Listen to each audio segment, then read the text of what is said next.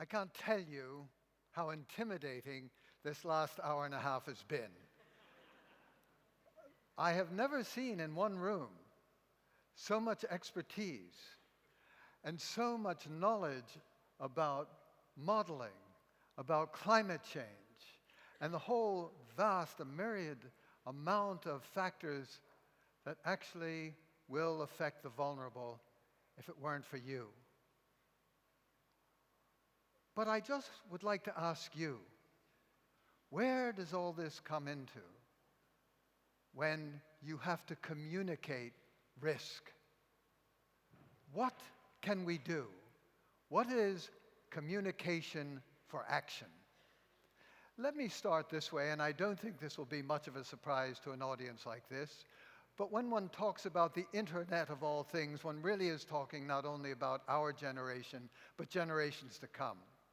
But in terms of communication, what are we talking about? Are we talking about social media? Are we talking about telemedicine? Are we talking about tactile communications? And I shouldn't do this, but just one quickie. Can you tell me how many of you actually know what tactile communications is? Aha, good. Okay, well, this is going to make the session that we're talking about even better. Because basically, all of these things are part of the technology of communications. But what all too often is lacking is an understanding of what communications really is. We have this extraordinary display of expertise and technology, but how do you communicate it? With whom and how? And that's what I would like to suggest. There are at least 3 levels of issues. How does communication actually bring out, and how is it sustained by data, facts, etc.? And what actually is the communications environment?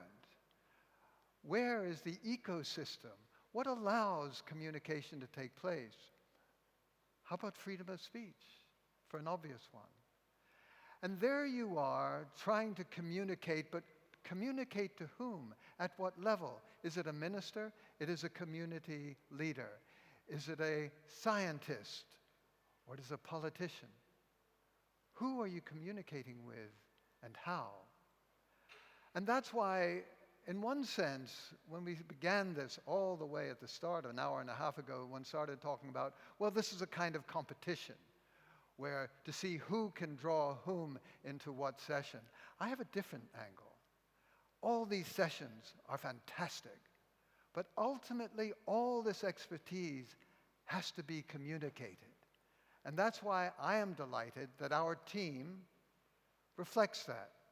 And that is, we have Emma Wiesman, who has, from King's College, extraordinary experience in Africa as well as Europe in understanding what is the interaction, how and where is data found. Mark Harvey, an entrepreneur and journalist, also understands what the environment, what the ecology, so necessary for communications and communicating risk is like and it's about.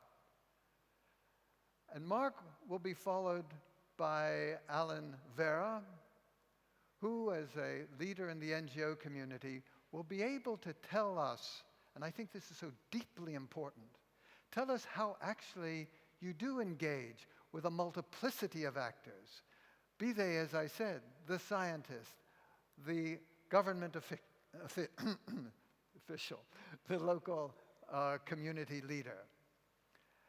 But with all of this, we do have an instrument that is so profoundly important. And that importance is, how do we engage and use the media?